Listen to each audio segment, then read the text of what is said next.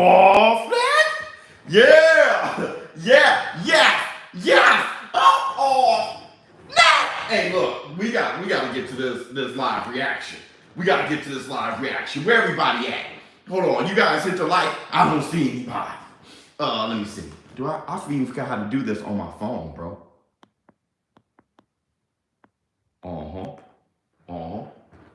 I think this is right. Let's go. Hold on, let me see you guys. Yo, what's going on, Smitty Low? Brother, listen, look at this. My studio is still getting repaired. Okay, can you guys hear me? I forgot how to even do this on the phone. Let me know if you guys can hear me and everything's okay, but I gotta do this reaction. What's up, my people? This is ShowBizz The Advice. All right, man, look. Look at what we got here. Let me see. Boxing Nerd 101. Let me see. Who else we got? I can barely see. Ray Jr. What's going on with you? Wait, they turned it on and turned it off. Here we go. Look, hey, check it out. The press conference. It's echoey in my basement right now because we moving everything around. Get a little bit closer so you guys can see my beautiful face. Old school feel. You remember this, Boxing Nerd? Dude, look how big. Look how big Eubank Jr. is. Look how big Eubank. It started.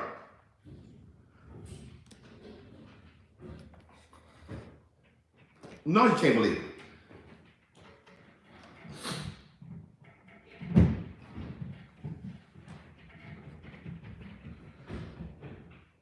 From Jersey, much love. I mean, Eddie Hearn is so crazy. That's why, look kind of big. That's why I got love for Eddie Hearn. The way he moves his boxers along isn't smart. It's what the boxer want. It's what the fighters want. It isn't the way that promoters and managers been moving their fighters along. It's different. There's risk. And look at it. It's great for the boxing fan.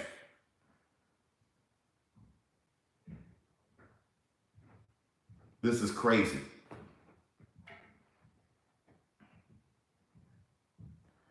Man, on the phone, it's just not the same for me, bro. And this, hold on, let me turn this light down.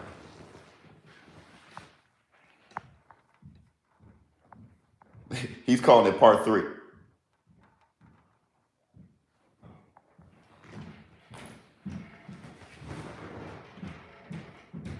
Let's go. Dude, you can't help but to go for Conor Benn. You can't. Eddie Hearn is a mother. I swear. Still got my Tyson belt. For the fights, when I'm calling the fights tomorrow, the studio should be set up. This is a one-off, okay? Good morning. Johnny! What's going on with you, brother? You guys watching? You can't help but to go for Conor Benn. You can't help but to go for Conor Benn. But you got Eubank is a monster for this because you kind of feel like, why would Eubank do it? I understand why Conor Benn would do it. The question is, why would Eubank Jr. do it? But like I said, if Conor Benn beats Eubank Jr., I got Conor Benn above Boots Ennis and Virgil Ortiz. I got him above both of them. Period. ShowBizz The Advice. What's going on, Ernie? Daryl Adams. This is so bizarre right now. Like, I'm trying to get used to the phone again. I don't know how I was calling all these fights and everything with this phone. I don't know how I was doing that, bro. This is incredible. Good morning, Biz. What's going on with you?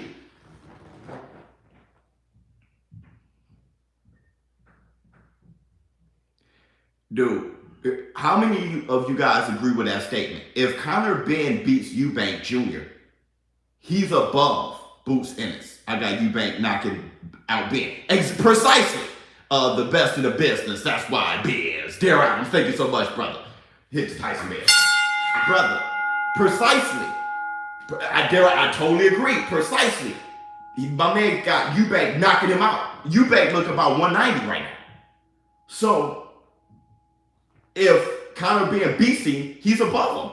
Bro, the room you are in is the perfect place to call the fights. Yeah, because of this room. Let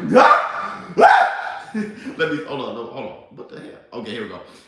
Member for 4 months. Wilder Fury, a boxing nerd. Much love to you. Wilder Fury 2 was one of your first lives. Yep, but I was here from Boxing Game Talks. And Thurman Skits under a different name. Wow. What's up, ShowBizz? I'm from Cleveland. Shout out to Cleveland. Okay, here we go. Talking to Team Benn. Let's talk.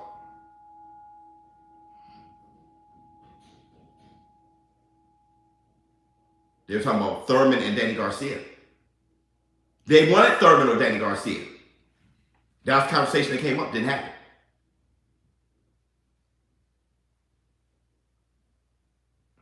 Benn said if I was too big to turn out.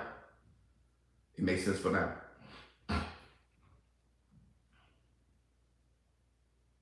fancy fight for the British public.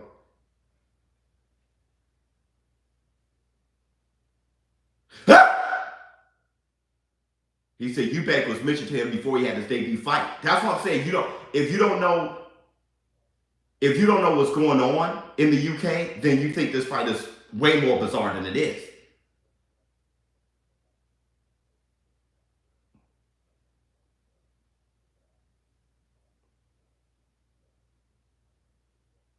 The fight is personal.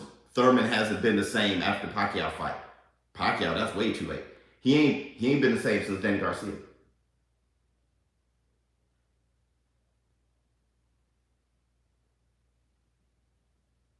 He said, when we get in there, we settle the family business. Benn is a savage, just like his father. Look at Chris Eubank. He's a savage too.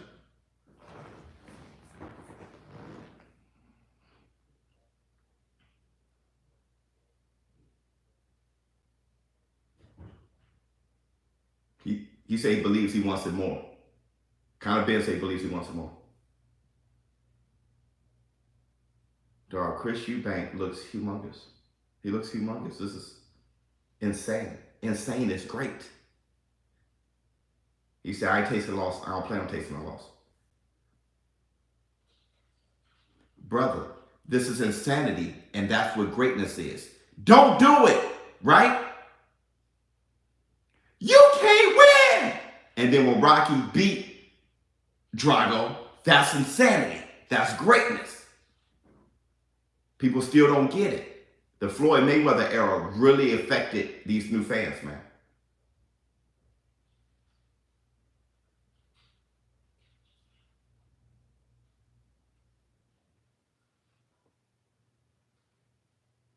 This fight was aligned to happen ever since the first day. Right. When you think of Eubank and Nigel Benn, they had sons and they both boxing.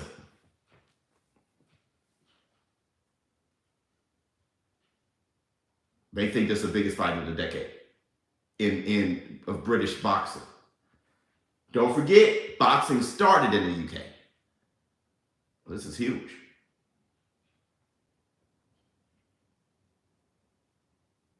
Chris Eubank is taking selfies. He's just like his father, bro. Just like his father. I can't even believe Benn is even trying to fight Eubank. Big respect, Benn.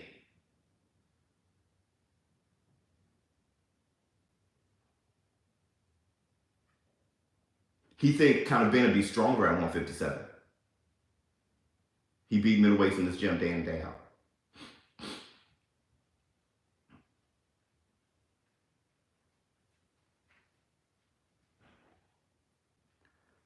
Question. I know Floyd was great, but did he do more harm than good to boxing? No. He did harm and good. Like equally. I'll tell you in a minute.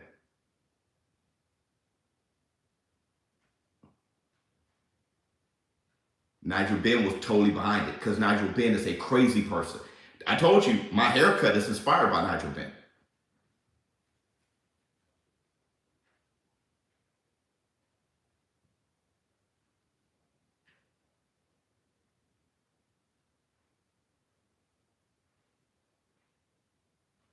The greatest rivalry in British boxing.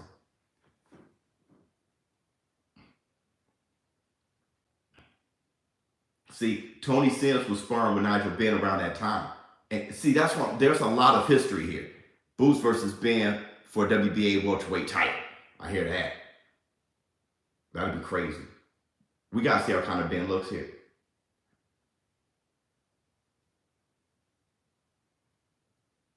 If you were to get a fight, Boots versus Conor Benn, if Conor Benn beat Chris Eubank Jr. and you get a fight, Boots versus Conor Benn, I would be fine with not seeing Roy Jones versus Nigel Benn. Brother, I'm serious. I would be fine. If Boots and Conor Benn fought, and Conor Benn gets past Eubank, if Boots fought Conor Benn, I would be fine with not seeing Roy Jones versus Nigel Benn. I mean, I was bothered by not seeing that for years. If Boots fought Conor and Conor got by Eubank Jr., I'm fine. Amazing take, but yeah, I'm fine, bro. I'm fine. Because I'm seeing it. I'm pretty much seeing it at that point.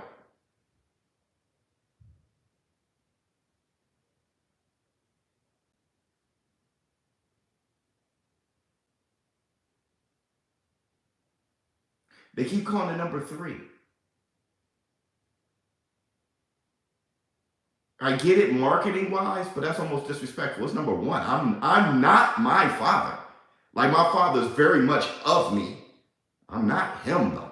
I still got my own legacy. But we'll see. They love their father, so I'm pretty sure they're not bothered. I'm just saying. Boots were hurting. Who knows, brother? I don't give a shit. Watch the fight. Dude, I'm telling you, I make a totally different point when I'm talking boxing. Let's see. A lot of people say Tyson Fury is great because he would beat Andy Ruiz. He would beat Usyk. So they give him the victory already. I ain't got that kind of time, bro.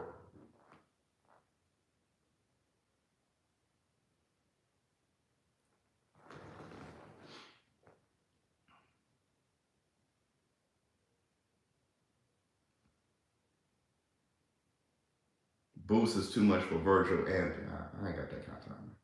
I like watching the fights. I ain't got that kind of time.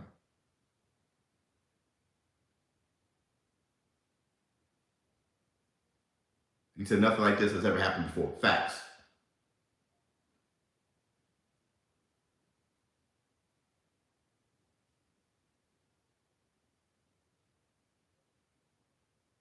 That was 30 years ago? Damn, I'm old.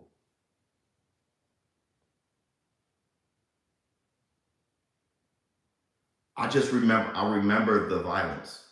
I remember the lead up. I remember the fight. I remember how they talked to each other.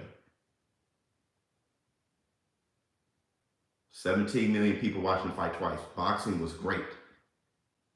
Out of a movie. Yeah, 30 years later, their sons fight each other. That's never happened. Never happened. Never. Now where their sons are actually good.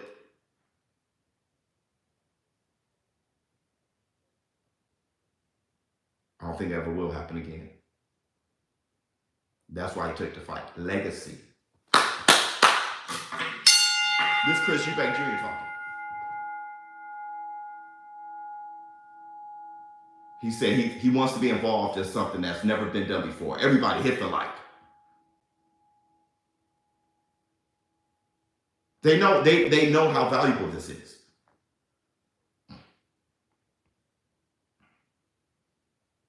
I thought Nigel Benn beat Chris Eubank Sr. the second fight.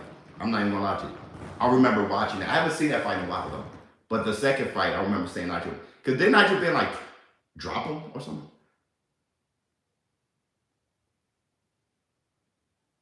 It's hard for me to remember. What Eubank take on Conor Benn as an athlete? He said he's undefeated. The hype train. He just like his father. He said the hype train forced him ahead. Highlight real knockout wins. I know he's going to say.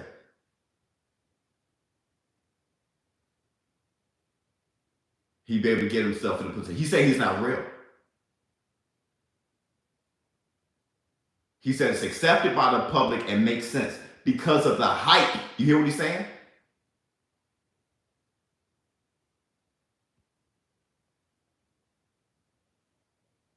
Chris Eubank Jr., he's just like his father. So he's like an analyst. Like and he got that pompous, like that snobby.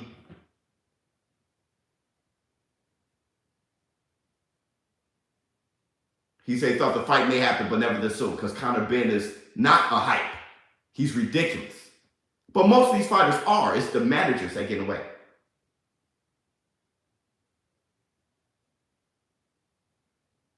He said he's 32. He said Roy Jones taking away that fire and made him more of a boxer. He's a playboy now.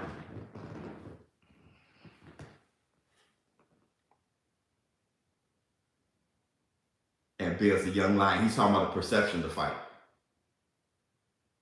He said Eubank just goes the distance. He doesn't have the power. I think Eubank could drop Conor Benn ass. I'm afraid for Conor Benn. I mean, if you just ask me who will win, Chris Eubank Jr. I mean, he's boxing well at that size. It's not like he's just a big guy. Eubank Sr. had more swag than his son, though. Oh yeah.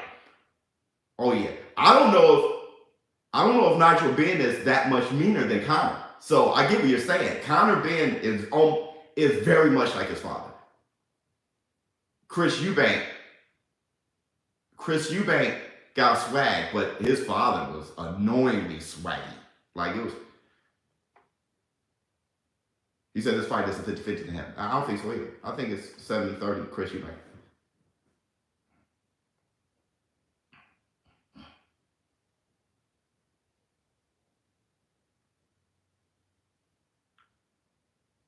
If Conor Benn stopped Chris Eubank, Conor Benn is the best.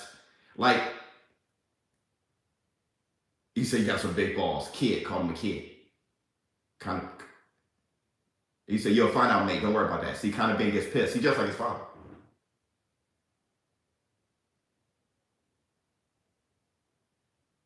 He said he's trying to play the underdog card. He said, you suggested the way. Like, stop with the BS.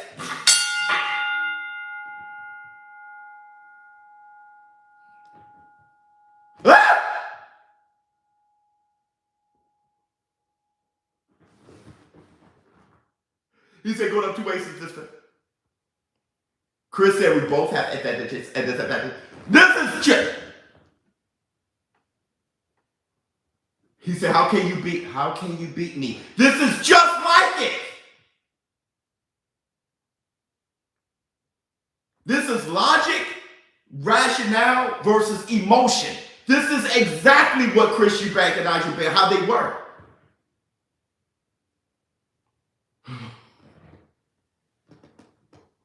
He said, I underestimate you because I know what I am. He said, don't see the pedigree. He said, your self-belief is one hell of a thing. This is the same shit. He says, I guess we both just two delusional guys. This is incredible.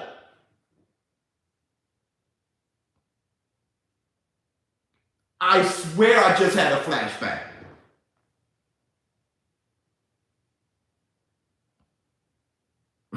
Kind of been like this, looking like Stevie Wonder.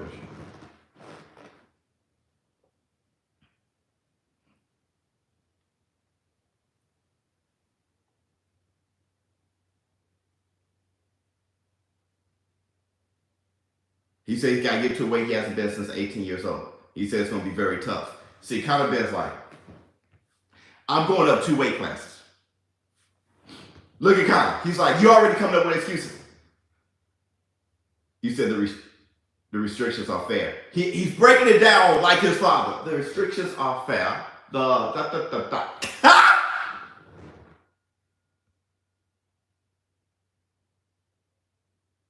Connor Benn said that screams excuses. He said, I can't be anything but real.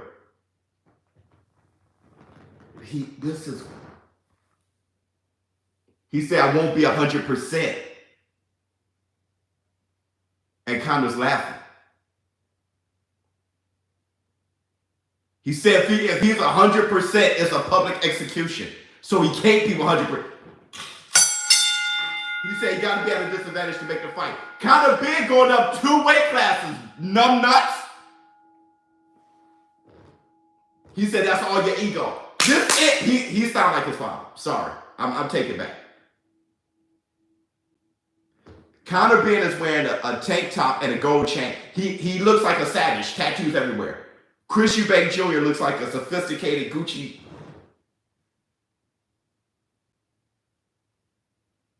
This is wild.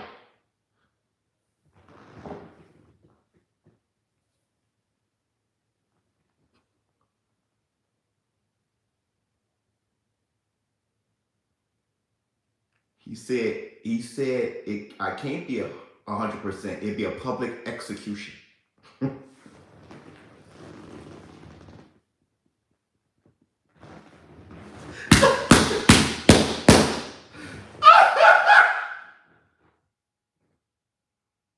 What should you prepare for?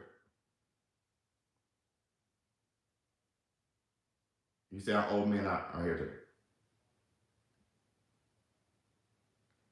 Chris said he's going to be his fatherly figure. He said your dad was holding your hand the whole career. Chris said, I'm going to be your father for the fight.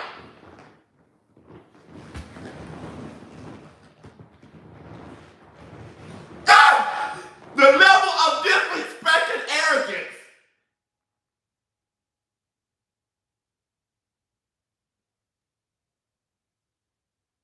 He said, no one asked for your advice.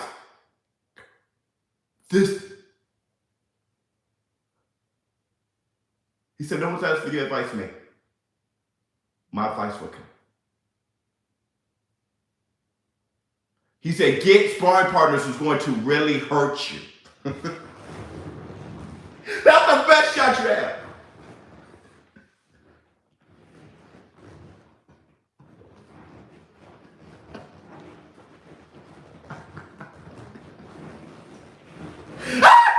If you don't get your ass kicked in the gym, it's going to be too much of a shock to your system.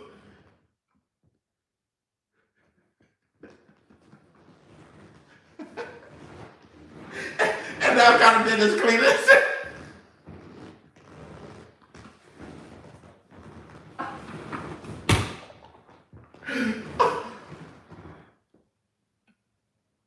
The disrespect.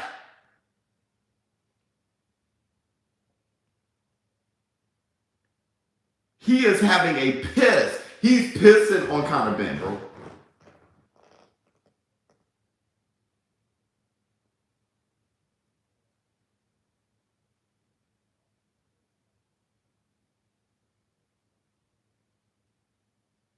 He wants to know if Chris Eubank Sr. mentioned the fights to Jr.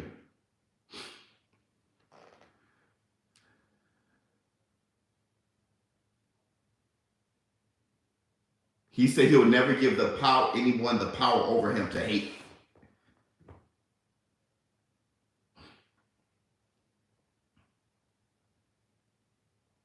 He said he don't even dislike Connor. But that's what Chris Eubank Sr. was saying about Nigel Benn. He was like, I don't even dislike him. He doesn't matter.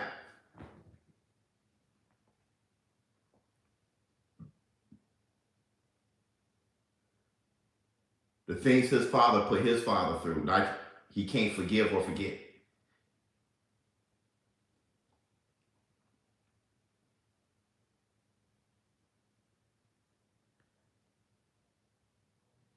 This is crazy. Yeah, this is Derek Lincoln. This is one of the best press conferences, just like the lead up when they're fathers. It was great, just like this. This is my favorite fight made right now.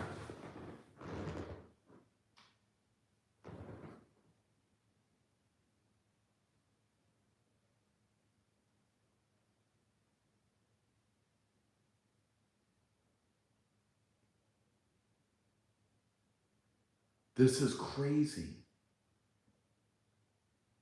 He said their family names are on the line, and that's where it makes it personal. Conor Benn is so pissed. He gets so much mic time.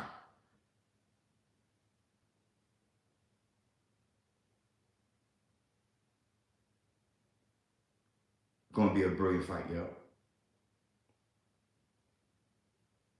He's Nigel. He coming at Conor's father. He said if Conor Benn wins,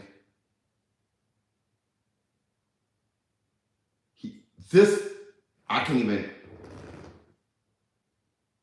He said he's gonna make sure he has to. He can't let the Benn name even the score. He gotta let the Eubank name stay on top of the Benn name. He said Conor Benn winning gives Nigel sleep. He says it's not that deep. Conor Benn says it's not that deep. He just made it deep. You say everybody know Nigel Benn should have won the last fight. I thought so too.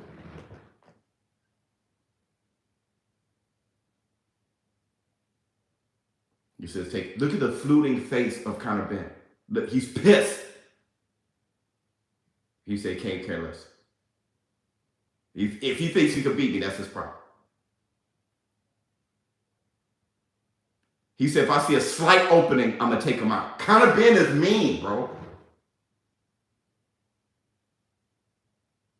He said he needs to focus and stop worrying about everything else.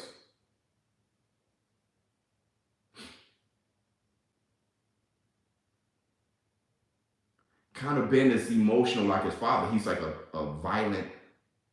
And he said, that's it. Look at him sitting back, sweating and breathing and shit. He said, I'm going to wait right now. Conor Benn said, I'm ready now. Conor said, I keep hearing excuses.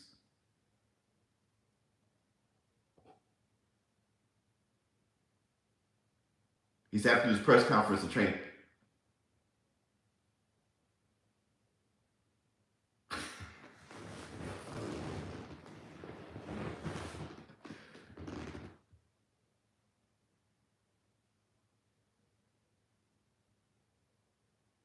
He said, there's no excuses. You can't beat me. I don't think Conor can beat me. But if he does, holy shit.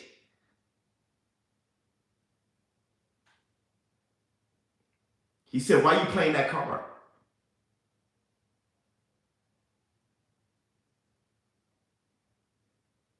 He said, what are the penalties? He said, you need that money for poker.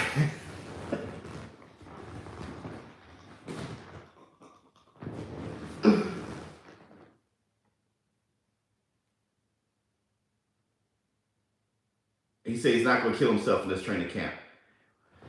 Eubank Jr. is playing with the head of Conor Benn. He's playing with his head. Pause. He is. He's our spar killers. He's talking about the weight. He's talking about, and he's pissing Conor Benn off.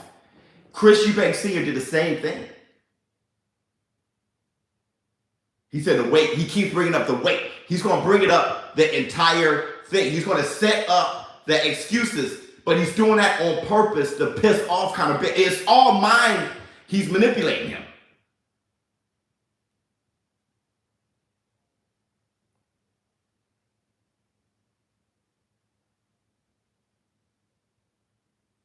He said that takes a toll on him. He just need to make sure he makes the weight, make sure he's fit. Dude, I hope Conor Benn kicks his ass. I'm like years ago when I was rooting for Nigel Benn. Dude,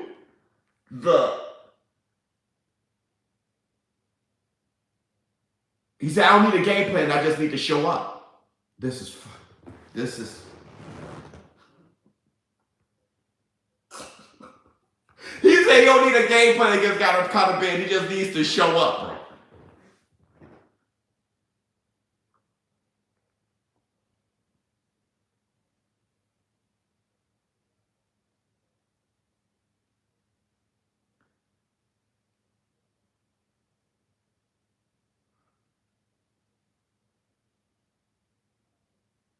He said he dominated the fight. Jimmy! Thank you so much.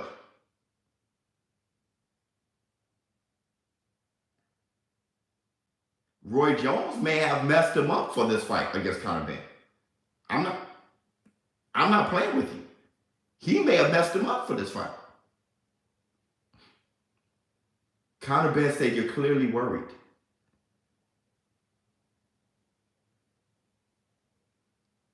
If Conor Benn kicks his ass, I'm a trip.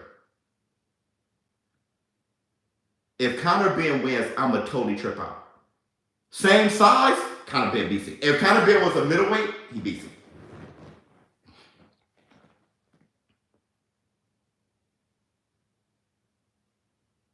Is the mindset around the fight going to change the camp?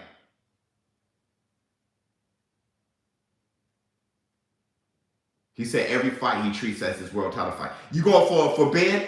I remember clearly going for Nigel Benn when Chris Eubank and Benn. I remember going for that destroyer. Like, I remember being like, that violent dude, I'm going for it. And then Chris Eubank Sr. beat, not to stop me. I was like, wow.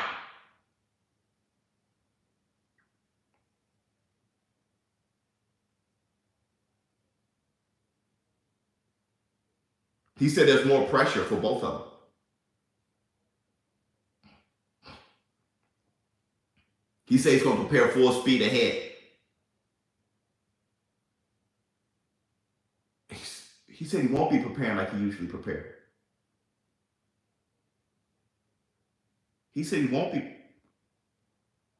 Everybody hit the like for me. Chris said, I'm going to answer the question if you calm down for a second. He said, you have nothing to lose in this fight. He does. If you pull off a miracle and beat me, you're a superstar.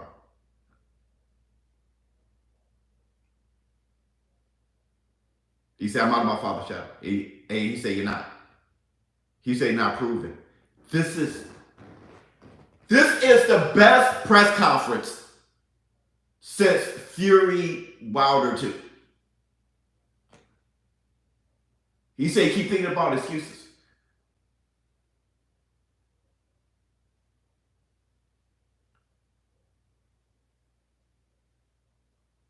He said, forget me jumping up 2 weights. If I think I can beat you, I can beat you.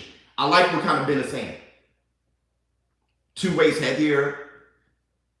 He said, you keep coming up excuses for me. Conor's keeping it a buck. He said, for me, it's a lose-lose. For you, it's a win-win. I know that's pissing Conor Benn off. He said, if you lose to Conor Benn, he's finished.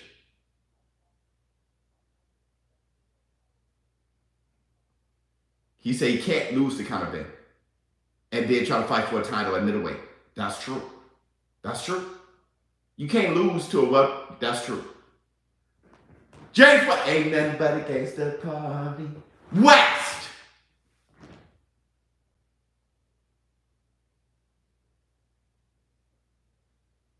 He said all the pressure is on him for this fight. Conor Benn's like, you just brought up my father, my legacy, Conor Benn doesn't care about everything else. It's not losing belts and shit. Conor say I get paid already. Conor's like, I want to beat your ass. I don't want to lose. Like, let's get to the basic man versus man, person versus person. I don't want to lose. Chris Eubank said, I'm going to liquidate you.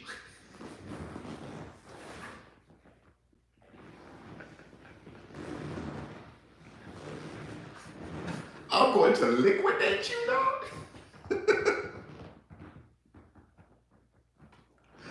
What the hell? Liquidate? Damn. Damn.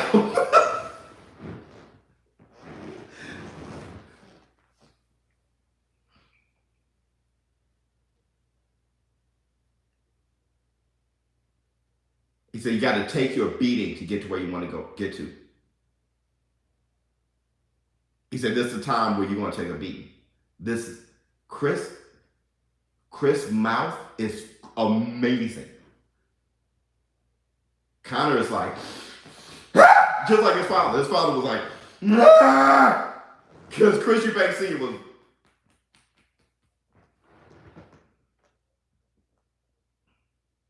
Dude, liquidate. I'm going to liquidate your face. Liquidate? Pause. What I say? Pause. Whatever I say, pause. Ah, my back hurt. From the back pain.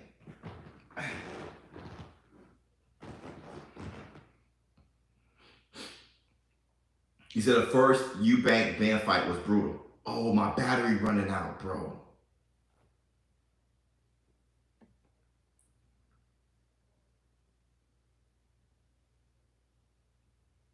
They said the fight's gonna be brutal.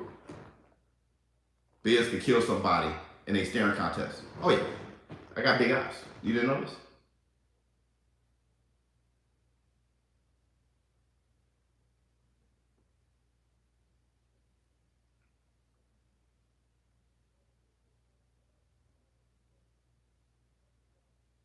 He said Eubank is too battle hardened and too big.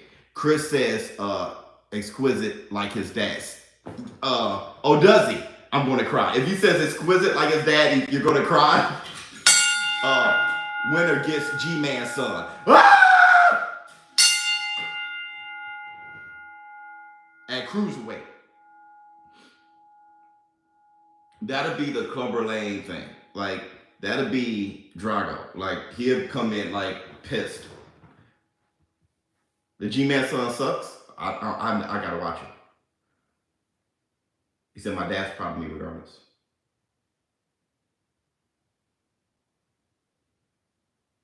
Look how much Chris Eubank Jr. is listening. He's like, ah, bro.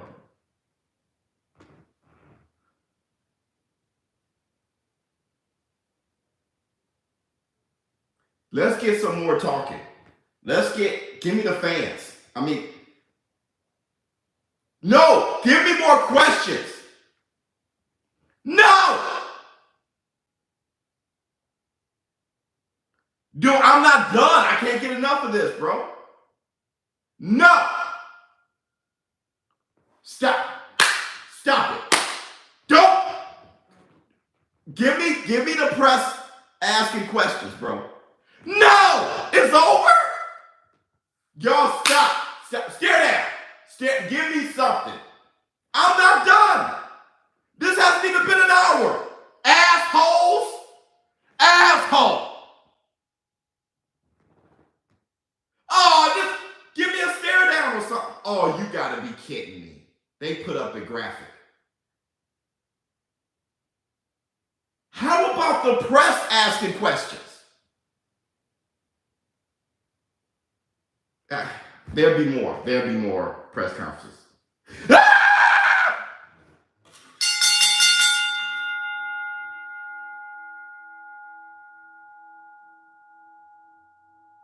Stare down.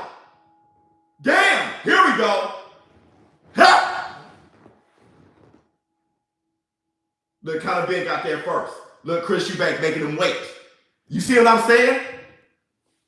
Hey, watch how much bigger Chris Eubank about to be. Watch how much bigger.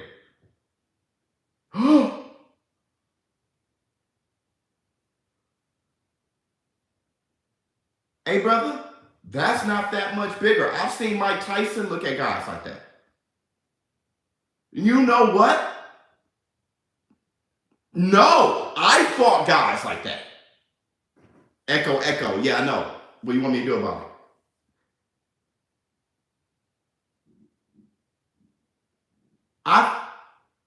That's not that crazy. Eubank got a bigger skull, though. Leave the stare down. Chris Eubank Jr. got dry eye. Now Chris Eubank Jr., of course, he's starting to talk. They both good looking guys though. Look, kind of biting his lip. Classic. Ben, you got any excuses tonight, Chris? Yep. The guy who's biting his lip. Dude, Conor is mean like his father. To see this all over again. They're talking, what are they saying? You see the smile? I know that smile. That smile isn't nice. I get that smile.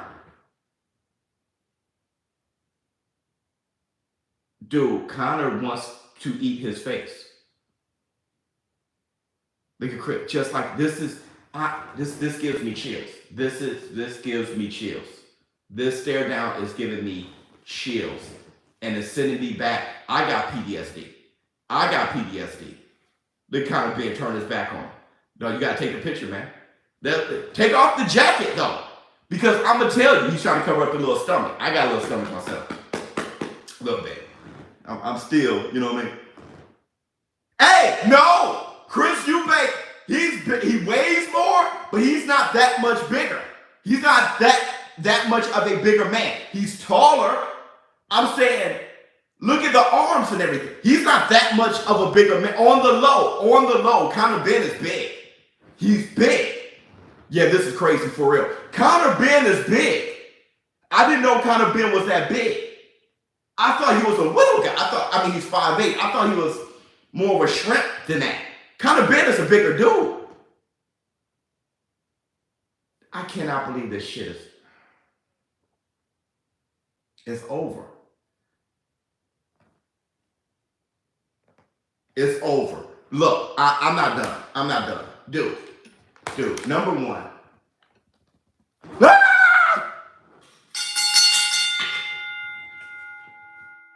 Let's go!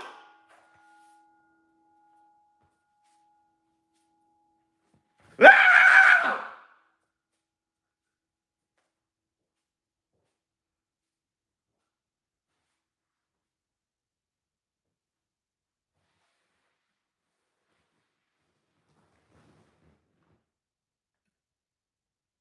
Dude, first of all, this haircut is inspired by Nigel Benn. I told you guys that a long time ago. I never forgave Nigel Benn. I didn't forgive Nigel Benn for years. After what happened with the G-Man fight, I turned on him. Almost started hating Nigel Benn for a minute.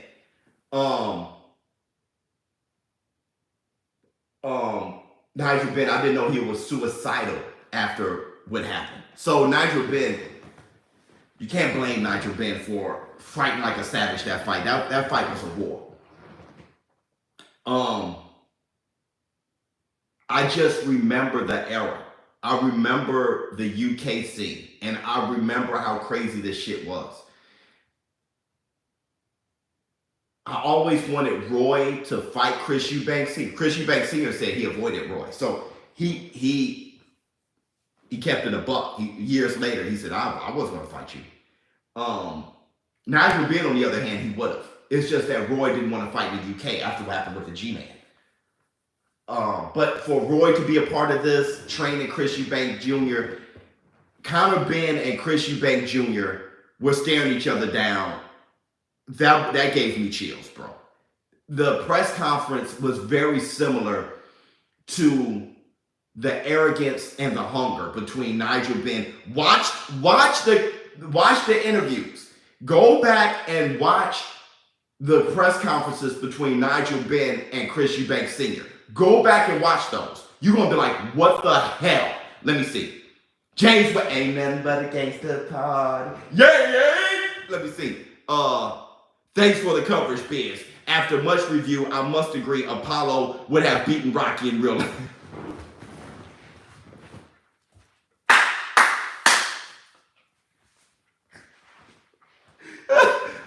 Apollo beats the hell out of Rocky.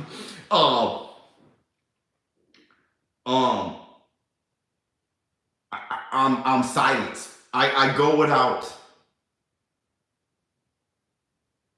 I'm silenced. Who do I have winning the fight? Yeah, Apollo. I have Chris Eubank Jr. beating Conor Benn. I do. But Mike Tyson style versus Roy Jones style, agree? Okay. Okay. Okay. And it's so funny, we saw the exhibition of Tyson and Roy Jones. But okay. Yeah. Yeah. Yeah. Yeah. I'll do you one better. Nigel Benn versus Roy Jones. I'll do you one better. Nigel Benn versus Roy Jones. Chris Eubank Jr. Fought closer to his father before Roy Jones. Yeah, I'm calling the TO fight tomorrow. I got to set up. I got all this wood and shit. Like, I got to rebuild the studio tonight. You got me. This is Roy Jones, Nigel Benn. I see that the most. I think Dolph Lundgren had the best looking punches out of all of them. Yeah, he was technically sound. Yeah, that Drago. The fight might take a lot out of both fighters too. Well, it would take everything out of Chris Eubank Jr. if he loses. But you're saying physically? Yeah, that's why it's insane for Conor, which is greatness. Chris Eubank could seriously hurt Conor Benn, right? With his speed and size, with his the way he's throwing his punches from the distance, he could seriously hurt Conor Benn. He could seriously hurt Conor Benn. And with Conor Benn's attitude and his aggressiveness, his willing to die, he can hurt himself. Now, my thing is, if Conor Benn is successful, there is no question he's above Boots and Bro. Like I was saying, we're not naming Boots and Ortiz without naming Conor Benn. But to go further, Conor Benn would be above them all because of this risk. It's different, bro. If Conor wins, I want a Chris Eubank refund.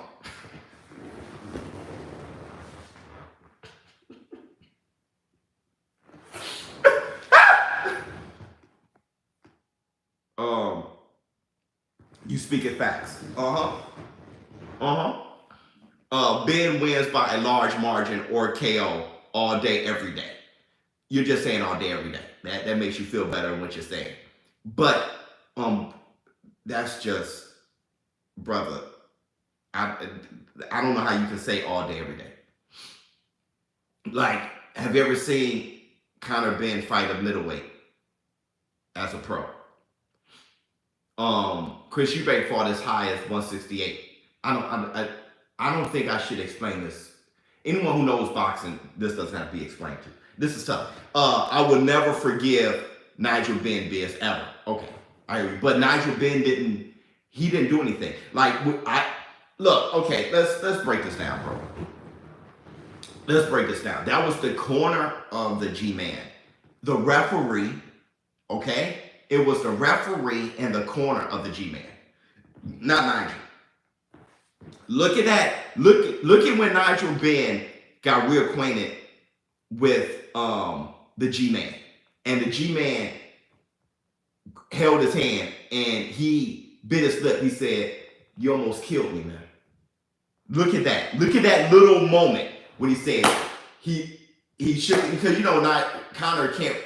I mean, not Conor, but the G-Man can't really. He can't see. He can't really hear. Right? His brain is a little off, but he remembers that fight. And he said, "This is him? This is him?" Talking to his sister. She like, "Yeah." He said, "Come again?" "Yeah." "Huh? Come here." "What you say? Is this him? Is this him? Yeah." "Is this him? Yeah." "Is this him? Yeah." "Is this him? Yeah." That's where he's left. And Nigel Benn is holding his hand, crying. And he said, "Is he sad? Is he looking sad? Does he look sad? Does he look sad?" G-Man is still the mean, revengeful G-Man. Like, I want you to look sad. I want you to be hurt. So he's like, "Does he look sad?" And she's like, "Yes." He's crying. "Does he look sad?" And Nigel Benn is like, dude, that was crazy. Did you see that? And then the G-Man was like, man, and he balled up his fist. And his sister had to grab his hand and put his hand down. He said, "You almost killed me in there." Bro, if you look at that, it's heartbreaking. And it's the craziest moment you'll ever see. Like, It's wild, bro. It is wild. And Nigel Ben can't take it. And you cried watching that. Yeah, and Nigel Ben walked in the back and was pacing. You seen that? Yo, it is heartbreaking. It is incredible, bro. Now, on the other end, how many, it was sad, yeah. On the other end, how many of you, that was a crazy video, yeah. How many of you remember Michael Watson? Michael Watson was great, bro. See, we bring up the G-Man, but Michael Watson was great. He was whipping Chris Eubank Sr.'s ass. He was whipping his ass. And Chris Eubank Sr. caught him with an uppercut and put him in a coma. Put him in a coma. Michael Watson could have died. It was so when Chris Eubank Sr. and Nigel Ben fought, it was like, you know, it's like these two guys, what they did to each other. And then you look at what they did to others. It's like the brutality. The brutality, bro. Like, I don't expect Conor Benn and Chris Eubank Jr. to be like that shit.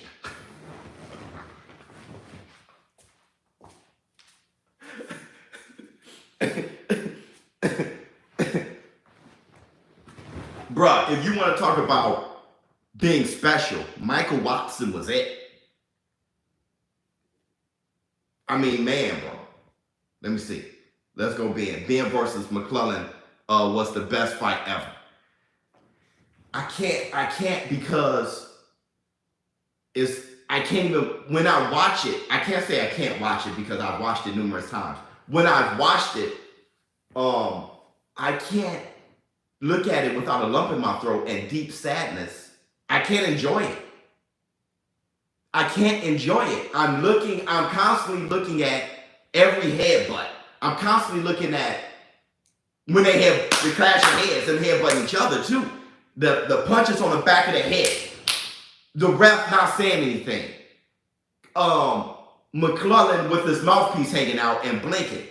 And then spitting his mouthpiece out. Something was horribly wrong. Knowing that Emmanuel Stewart wasn't there. Love you, boy.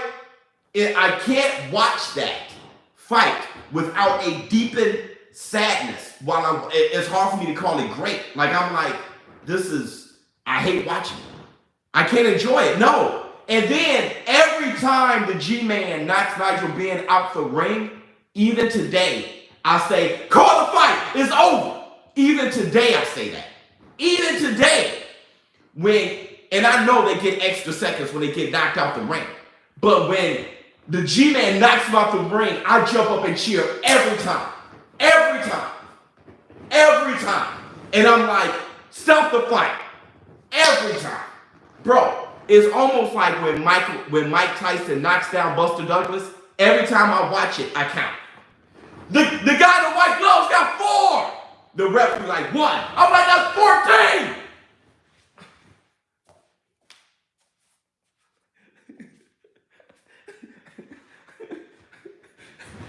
Every time. The ref looks at the man in the white gloves. The man in the white gloves go, 4. The ref go, 1.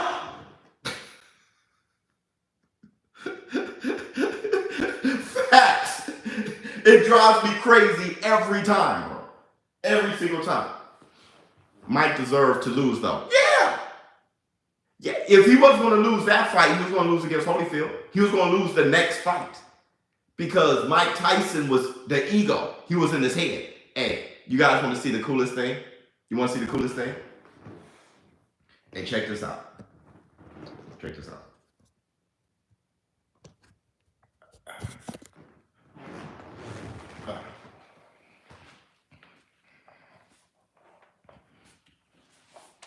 Hey. Look at that Superman statue. That's real fabric, by the way. Isn't that the coolest thing? People like Derek Lincoln, Jeffy, James West, Jay Brown.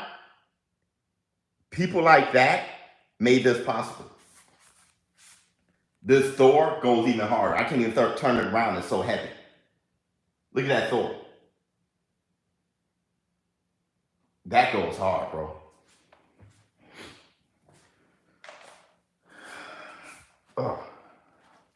And then, of course, I got my Thanos statue. Oh. Yeah, that Thor's nice.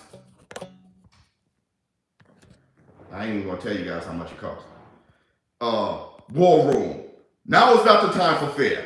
That comes later. Victory has defeated you. Hit the thumbs up. Everybody, please hit the like. Oh, let me see. Chris Eubank Jr. fought Nick Blackwell in 2016 and gave him brain injury of internal bleeding and retired him. Right. The Eubanks and the Benns could end your life. These families are nuts. 100%. 100%. Hey, you guys want to see the craziest comic book I have that I'm reading right now? Real quick, and then we'll get back to boxing. Let me show you guys the craziest comic book I have. Look.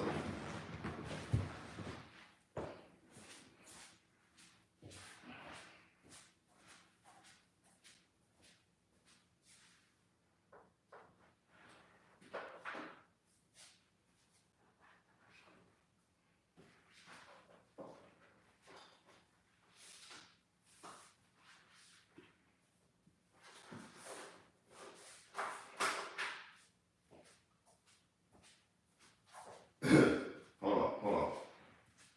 I was just going through my stuff.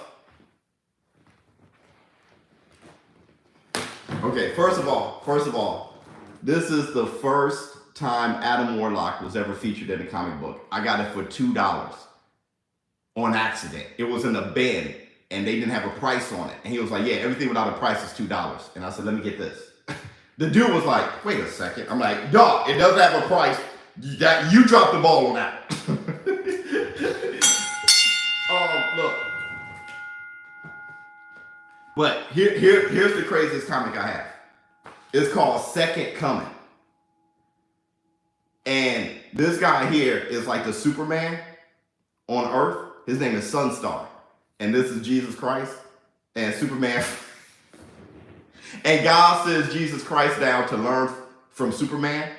Like, it's like Superman's the second coming, or Sunstar, and Jesus Christ and Sunstar, they fight each other. It's hilarious. Here's me and Ms. Biz. I'm Thanos, and she's Wolverine.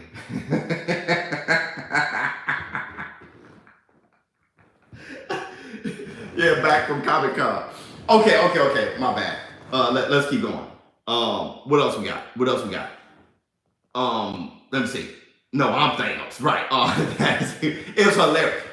It was funny. While they were drawing us, I was like, I wonder how it looks. But then people start lining up to get themselves drawn. And me and Ms. Bill was like, that must look good. And everybody was like, they wanted to get drawn after seeing that. Let me see. Tony commented on my video. What else we got? Biz, it's hard not to love you, boy. Love you, boy. I'm gonna tell you something. And my mom hates this story, and it's so true. It's like I'm trolling my mom right now. Hold on, let me show you.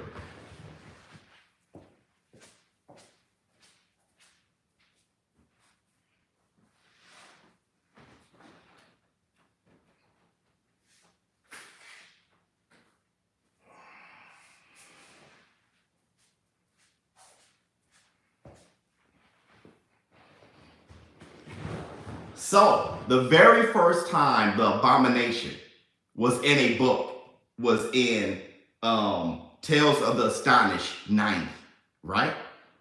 And that was all over the Comic Con, and it was worth a lot of money. But I got 91 because it was the first time the Abomination was on the cover of a book. See, he was in 90 because he was in the back of the book, inside the book. But this is the cover. Just you're a good guy. Thank you so much, David. Right? And the reason why this book is so important to me, Baba, love you, Baba. Listen. My mom used to cut my hair with comb and scissors. We were poor. We couldn't afford a barbershop, but my mom did an excellent job cutting my hair with comb and scissors. And plus, you just had a natural back then. So I'm reading this comic as a kid. I'm like, it was my brother's comic. And I'm reading it, but I keep moving my head. And my mom is keeping my hair straight, like, keep your hair straight. So I didn't. I'm still moving my head. She grabs the comic and she throws it. Boy, keep your hair straight. So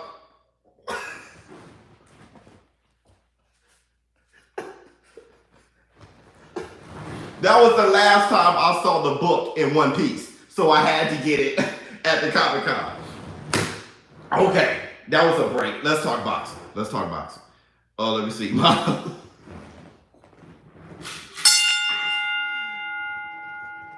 Look. Let's talk about how this fight can go. I'm going to do it like this. Because I'm so hyped up. Yo, Biz, are you getting that Gotham Knights game? Yeah, definitely. I'm looking forward to the She-Hulk. What's that, next week or late this week? I think that's going to be a great show, too. All right, so look, I'm dishing out clips back in the day, bro. How this fight can go. Are we in agreement? Are we in agreement?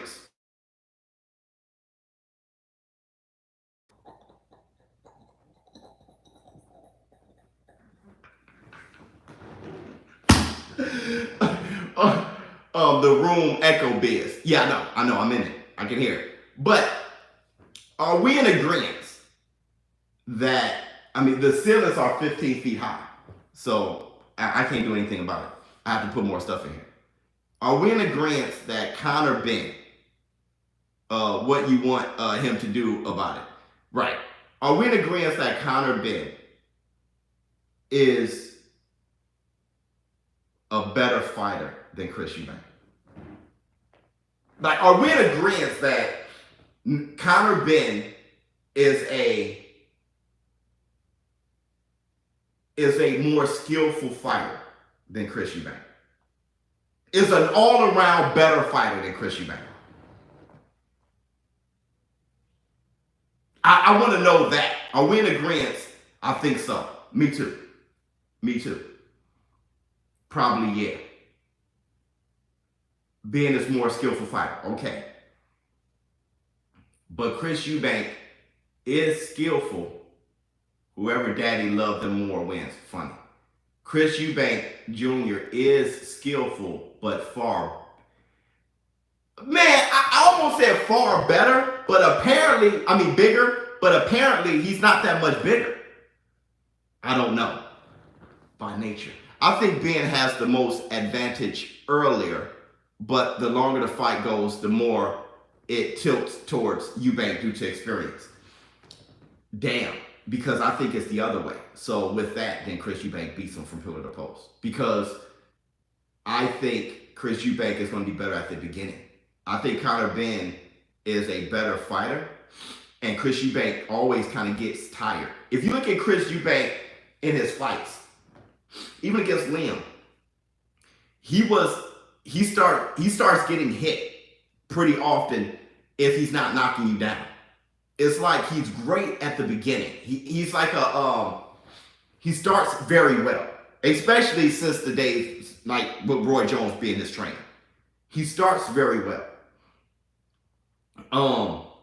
If Conor Benn can withstand his initial, always bet on black.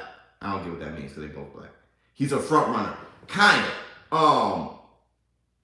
Yeah, he is. If Conor Benn can withstand it and keep doing what he does, he can probably, I don't know if he can stop him, but he can rally pretty good towards the end. I don't think he stops him though. Audio like a bad kung fu movie. Okay, so I guess I gotta stop. We gotta stop then. People are complaining about the echo and the audio and doing a lot of complaining, so we gotta stop, right? Let me see. Benn might get tired first with the extra pounds. Or Eubank, because he was complaining about the weight cut, like Wilder. Eubank was complaining about the weight cut. Maybe he gets tired first, draining himself to make weight. They both taking these risks. It's good now, Biz. Okay. They both taking these risks. So, love you, boy. Love you, boy. One is going up a bunch of weight. The other one's cutting a bunch of weight. Eubank Jr. did an interview saying his dad went missing from the announcement of the fight. Oh, I didn't know. Man, is he back? Sound don't bother me. Keep doing your thing. Thank you so much, brother. Has Ben been in danger or in a war before in his career?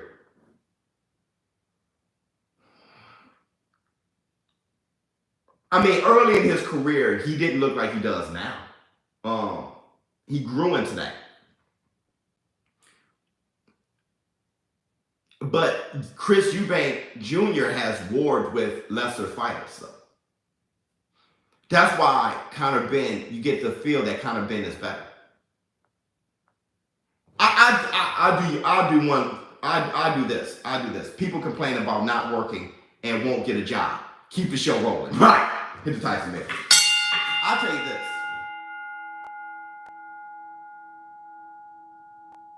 If you look at Chris Eubank Jr., this is going to irritate some people, and I don't mind. If you look at Chris Eubank Jr., yeah, everybody hit the like button. Thank you so much. If you look at Chris Eubank Jr., his fighting style with Roy Jones now, he moves and everything just like Roy. If you look at Chris Eubank Jr. and all those things, and his size, his height, his strength, and Conor Benn beats him, how can you possibly not see Boots versus Conor Benn as a good fight? I would like to know that. If you look at Chris Eubank Jr. as a middleweight, so the size advantage is in his favor. And if you look at his hand speed, the way he moves just like Roy Jones. Roy Jones is training him, who Boots look up to. If Conor Benn beats him, how Boots versus Conor Benn isn't a good fight? I would love to know that.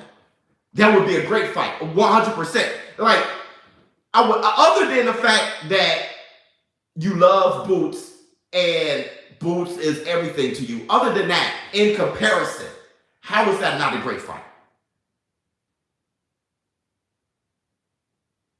I favor Ben if he beats Eubank. That would rocket him up in the rankings. I mean, up the rankings in my opinion, 100%. Because of the difference in speed. So speed alone. So, okay, because the speed, then it's not a good fight. That's ridiculous. That has to be, that's very ridiculous. Chris, how about the size? Boots Ennis is a welterweight. Chris Eubank is a middleweight. Conor Benn would have overcome timing, a Roy Jones slick style, good speed, a middleweight, and you just boost. Now you're fanboying. Here's the thing. It's just a great fight. Period. If Conor Benn beats Chris Eubank Jr., it's a great fight between Boots and Conor Benn. Period. Period. It's a great fight. If Ben decisively beats Eubank, he should start looking for the top killers at welterweight, maybe title shot next year. Yeah, but would they look for him back? You can look all you want. See, that's why I was telling people you have to look at the reality of this. Ben fighting Boots is a different fight. Okay, then I can't talk to you guys. Let me see. Yo, I just woke this Vegas morning getting ready for work, but I'm in the building. Much love to you, Mr. Tyson Bell. At that point, then there's no talking to you, right? That's like everybody. That's like the Fury fanboys saying that Deontay Wilder was easy work, but then want to give Tyson Fury all the credit in the world for beating him, right? Yeah, Conor Benn, he can't mess with Boots. If nobody can mess with Boots, Boots shouldn't fight. He should retire. Like if none of these guys can mess with Boots, and that means that Boots beating them would not be a big deal. Virgil Ortiz can't mess with him. Conor Benn can't mess with him. They shouldn't fight. They shouldn't fight him. That'd be Boots cherry picking at that moment. So that's what I'm saying. Like, people trip me out. They're not really thinking if Conor Benn beats Chris Eubank Jr., that would be enough. Like, okay, let's do it like this. I think Boots is special based on how he looked against his fighters. If Conor Benn looks good against Chris Eubank Jr., I think Conor Benn is special based on how he looked against the fighters, not based on who I personally like more. If Conor Benn beat a middleweight in Chris Eubank Jr., who is trained by Roy Jones, who's been looking fantastic lately, Conor Benn, less experienced, 25 years old, fights him, which would be the steepest hill out of both Virgil Ortiz and Boots. If he beats him, and in the biggest UK fight in over a decade, so he got the pressure, the experience coming out of that will put Conor Benn ahead of Boots and Virgil Ortiz. So that's a great fight. And I think these new fans, like my man, are so fugazi and so into just fanboying and just very shallow thinking that they degrade the value of being a gladiator and being a warrior. If Boots were to face a guy, if Conor Benn beats Chris Eubank Jr. and Boots face him, first of all, much love to Boots. Second of all, what a fantastic fight. And third of all, the fans win by looking at two people deciding to do something great. But y'all so busy fanboying that y'all won't even understand the value. If Boots were to beat Conor Benn, it'll only be, told you so, nobody can mess with Boots.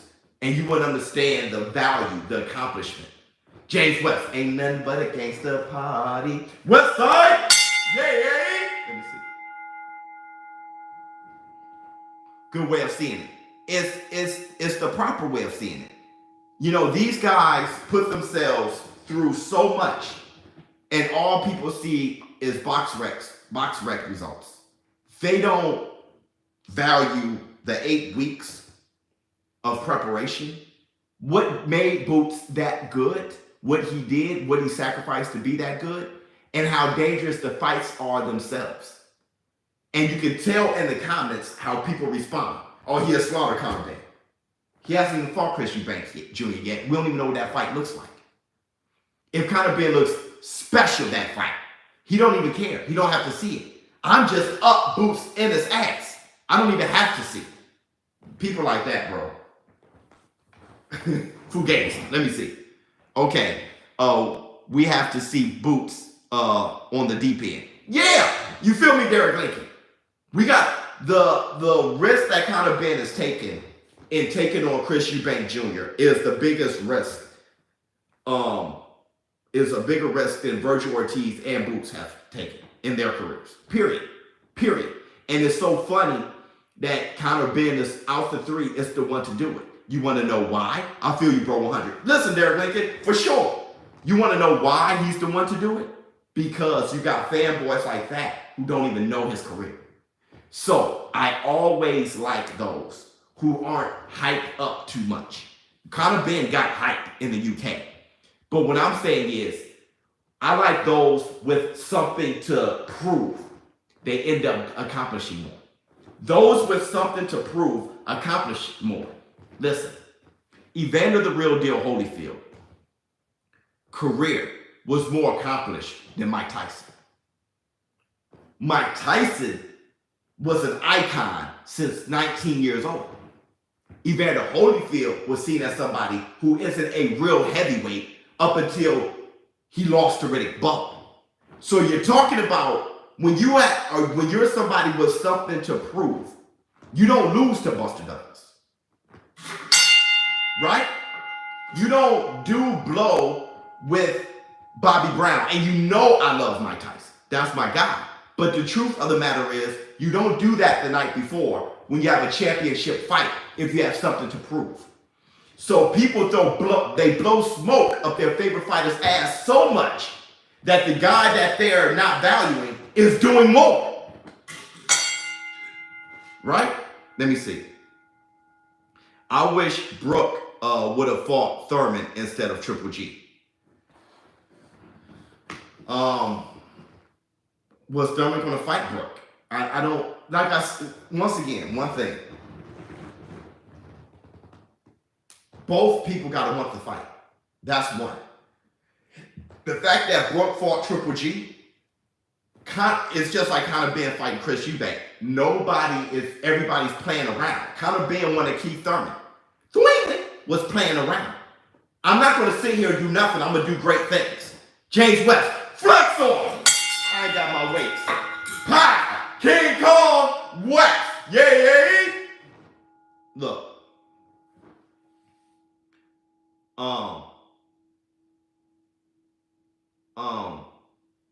So Kell Brook was in a position where he had a fight he could take with Triple G, and he did something great.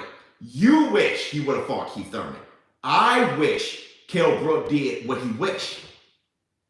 And if that was fight Triple G, I'm happy with that. Like, I'm not his manager. I'm a fan watching a fight. And if that's what he was trying to accomplish, good. I wish Kell Brook did as he wished. Conor Benn should fight Keith Thurman. Well, how about this? Errol Spence should have fought Terrence Crawford 3 years ago, but it didn't happen. It doesn't happen. Right? He should have fought. How about reality? Could the fight happen? No. Conor Benn should fight Boots. Is the fight going to happen? No. Why are we even talking? They're not going to fight each other. Virgil Hill and Boots should fight. Or you can say should all you want. It's not going to happen. So let's look at what's going on, the reality of it. Conor Benn can't force these fights, and he's fighting Chris Eubank Jr. instead. Beautiful.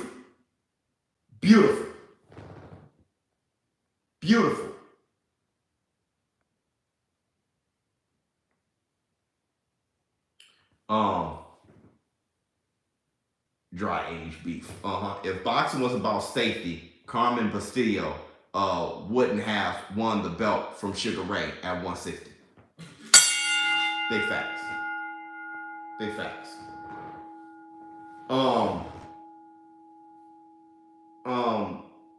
Duran wouldn't beat Iran Barkley. George Foreman wouldn't have beaten Michael Moore. All those things, man. All those things. There's Manny Pacquiao wouldn't have beaten Cotto. That fight wouldn't have happened. Floyd Mayweather wouldn't have beaten Oscar De La Hoya. All those things. Sugar Ray Leonard wouldn't have fought Marvelous Marvin Hagler. His first fight at middleweight. That insane savagery is what makes them great. And I don't know when fans became managers. I don't know when that happened. I don't know when fans, instead of being in the interest of them watching great things, they're more in the interest of guiding a fighter's career when they're not getting paid for it. Like, I don't know when that became a thing. Sugar Shane Mosley too, yeah. Fighting Oscar De La Hoya. I don't know when that became a thing. You guys gotta help me out. When did fans become less interested in themselves watching a great fight and watching some insane shit and more interested in pretending to guide the careers of fighters? When did that happen? Like, why did that happen? It's funny what we're interested in now. It's weird. Fantasy football. Why not fantasy boxing? I don't know. I don't know how that would go. I'm guilty of doing that. I can't even lie. Yeah, and the thing is, when you pretend to be their manager and manage their careers, you're putting together fights that you yourself don't even want to watch. Ryan Garcia ain't ready for Tank. Don't you want to watch that? No, I'd rather see Ryan Garcia fight another middle fighter and get his... What are you doing? Why are you against your own interest?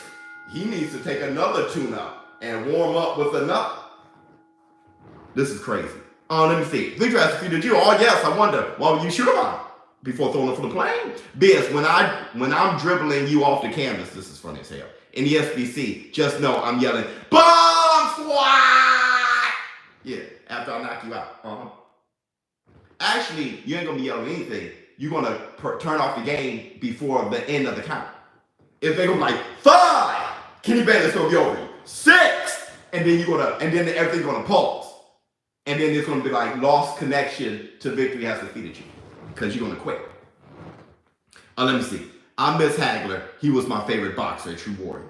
1%. Let me see. Fantasy boxing is a good idea. I don't even know how that would work. Like, I don't even get that. Why don't you just bet on the fights? That's the same thing. Like,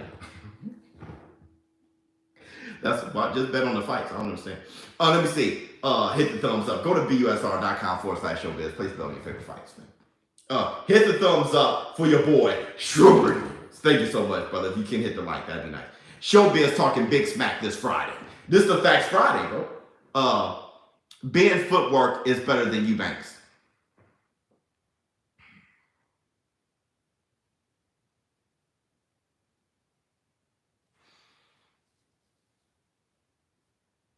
Probably. Because it's like Errol Spence. Benn always put himself in position to land great punches. He gives angles too. Yeah. See, I said this before. Conor Benn is a better boxer than his father. Not fighter. We don't know yet. But he's a better boxer than his father. Which is not hard to be. Nigel Benn did a lot of things odd. Punching off the wrong foot and like, Nigel Benn did a lot of stuff about Nigel Benn shouldn't have worked. When you watched him fight, you're like and he's knocking people out, and you're like, damn. Kind of like when you watch Rocky Marciano fight. You watch Rocky Marciano fight, you're like, that was odd. That dude took a step and a right hand at the same time. Like that's not. How did you do that? And knock a guy out. You know what I mean? Nigel Benn did stuff like that. Like punches were kind of sloppy, and he had missed the target, but he was brutal.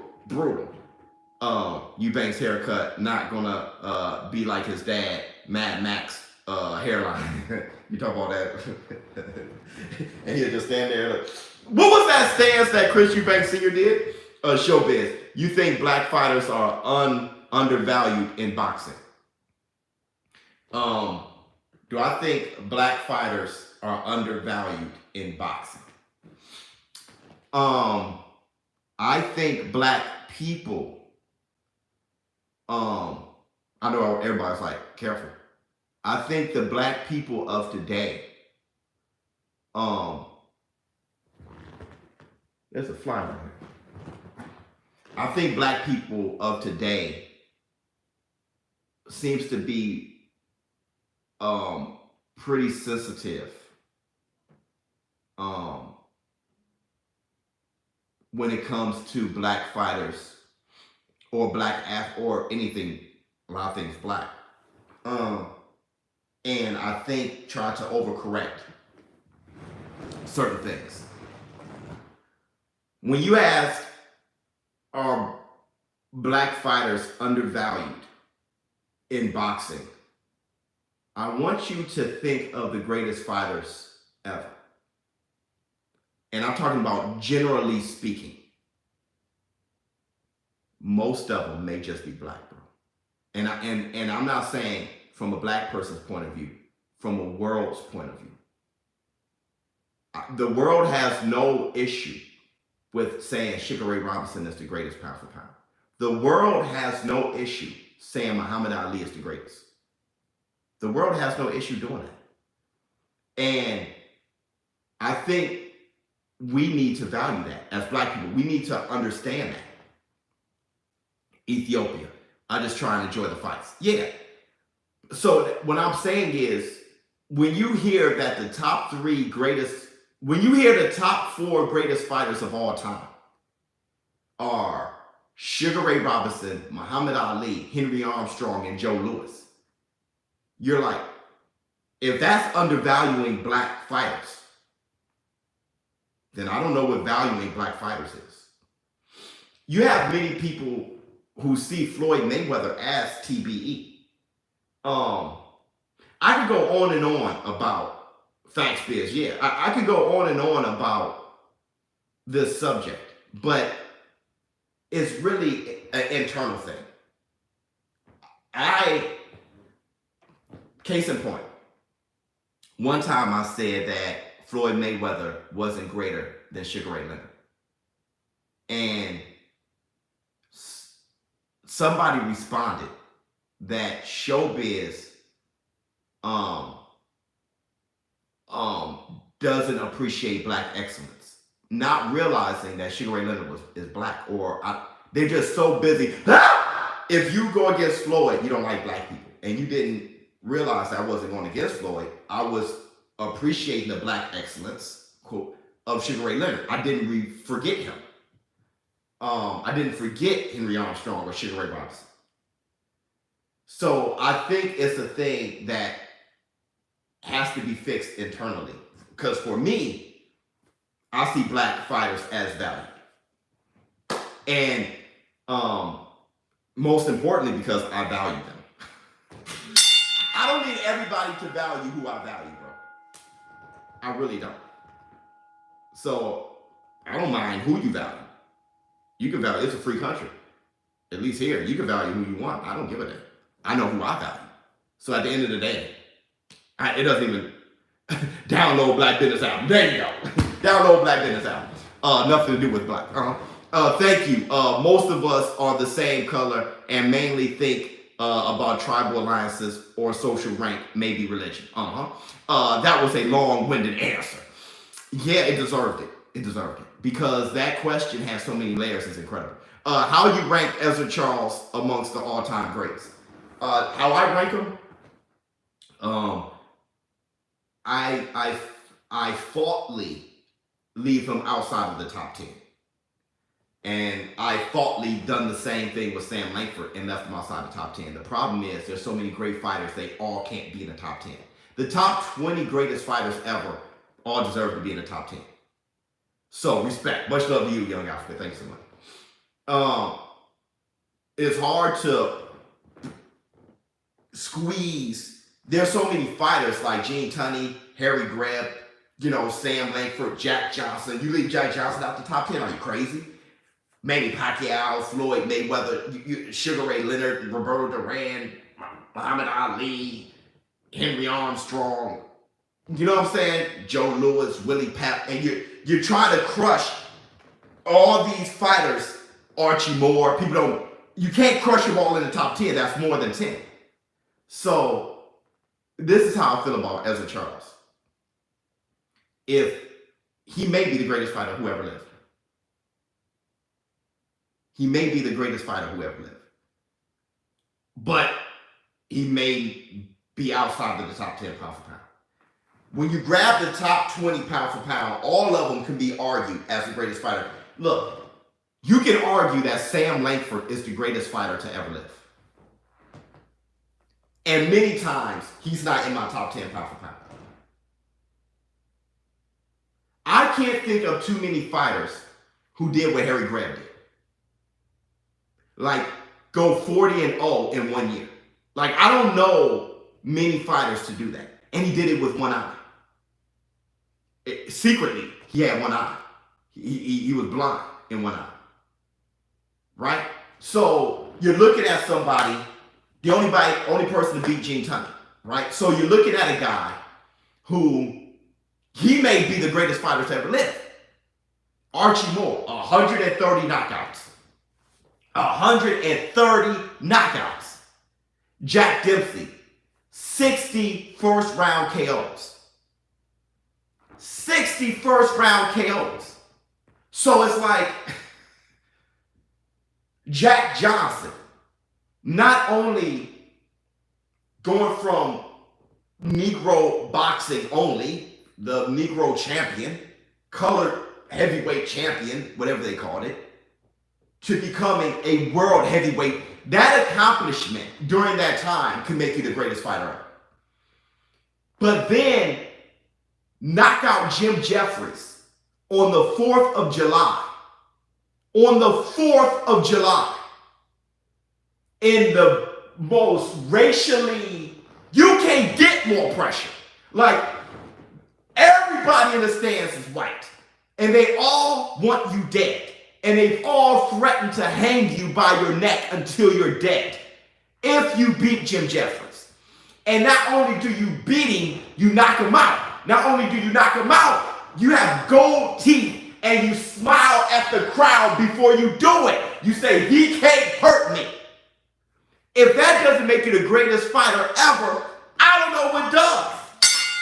After the fight, that is one of the most brutal riots ever in American history, where so many black people were killed and hung because Jack Johnson beat Jim Jeffries. There ain't never been a fight that had more pressure than that. So how can he not be the greatest fighter ever? So it's James West. West ain't nothing but a gangster party. Hit the Tyson Bell. Thank you. So, brother, I don't, you know what I mean? It's very difficult. It's very difficult to do this ranking. Jack Johnson was legendary. The guy was crazy. The guy was crazy. You don't openly say,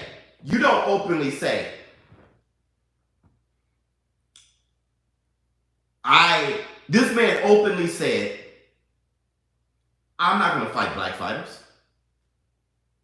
I don't get paid enough. He said they're tough and fighting a black fighter isn't enough money.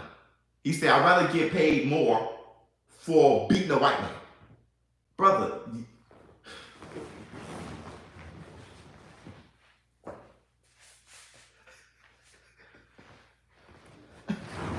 and then drive off with a white woman in a fast car. Like, you don't do that shit. Are you crazy?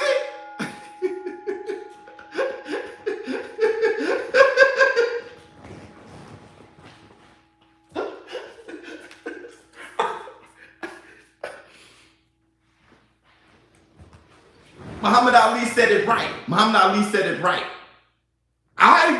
I'm great. Jack Johnson was crazy. That's different.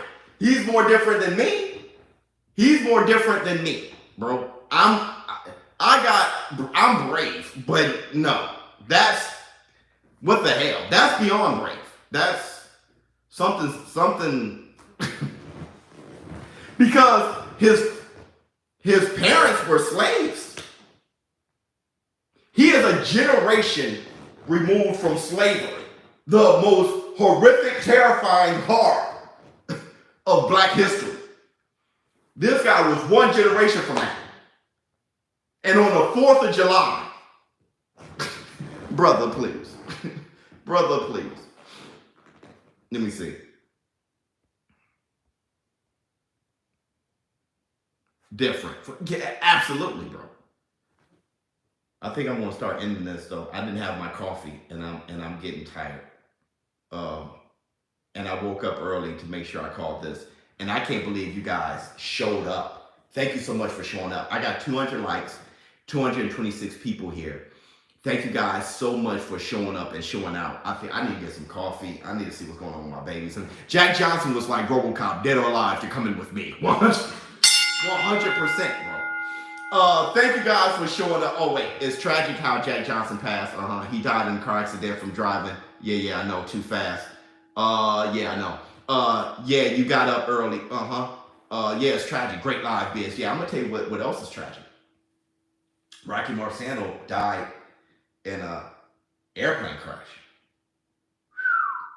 You know, Sonny Liston, we don't know how he died. I mean, we know he was killed, but when or anything. He had milk outside of his house for like weeks. That's how they knew how long he's been gone. They didn't know when he was born or when he died. Um, um, what's his name? Bonavina. Brother Bonavina, I think he dated like a mob boss's wife. I think his wife cheated on a mob. I think the wife of a mob boss cheated on him with Bonavina or something like that. Bonavina died. How about James Quick Tillis? Was it James Quick Tillis? Didn't he die by getting beaten in the head by his nephew? Was that James Quick Tillis? No. Or is that Trevor Burbick? I'm sorry. I think that was that Trevor? Dude, how about this? I said that was Burbick. I'm sorry. James Quick Tillis. How about this? Willie Pep survived the airplane crash. That's what gets me. How do you survive an airplane crash? That and then box like 5 months later, bro. Let me see. Jack Johnson died on the same day I was born. Wow. I want to say this to end it. A lot of people talk about me speaking of these old time fighters. Thank you so much, BK. And saying that these young boxing fans don't know these old guys. So why I talk about them. I don't know them either. I have the same tools they have to study them. I wasn't around Jack Johnson, Sam Langford, Muhammad Ali. I wasn't born. Right? I just love boxing to study those guys. I go back and watch film. It's not that I appreciate them because I'm old as shit. I don't know them. Right? I didn't. But I studied them because I remember. Quick story. Last story. And then I'm a bail. I remember. They are the tools. I remember Alex Ross. Oh yeah, and he signed it. It's crazy that you saw it from there. That's crazy. I remember watching Marvelous Marvin Hagler versus Tommy Hearns. And I was a kid. I was a little boy. And everybody was excited. And of course I was going for Hagler. But inside. Because you had these grown men. You had Hearns fans, Hagler fans. And I remember, I'm not sure if it was the replay of the fight or the fight live. Maybe it was the replay of the fight. My mom's friend, he said, look, Hearns ain't got no legs. He got a piece of ass before the fight.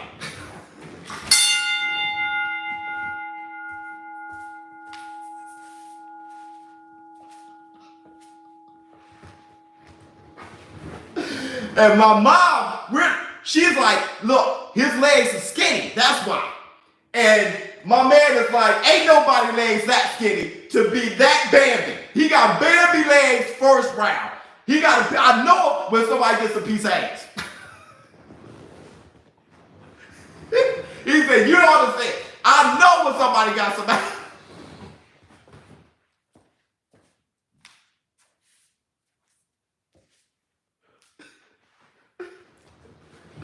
Now, that's the day I learned about the birds and the bees. At least, I learned that part. Oh, you lose the strength in your legs. Now, I'm 6, 7 years old. Like, oh, okay.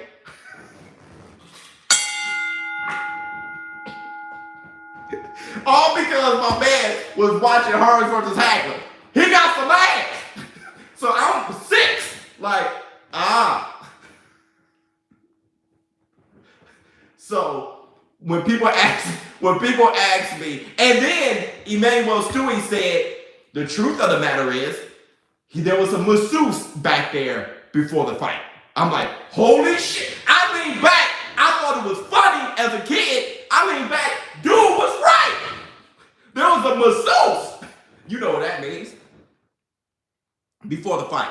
So, but moments like that made me say, and even as a kid, like, what all goes into boxing? Like, so sex, you can't have sex.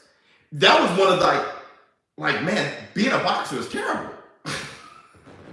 All right, look, I gotta go. ShowBizz. Don't. Thank you guys for so much for showing up and showing out. I will have my studio together to call the fight for Teofimo Lopez tomorrow.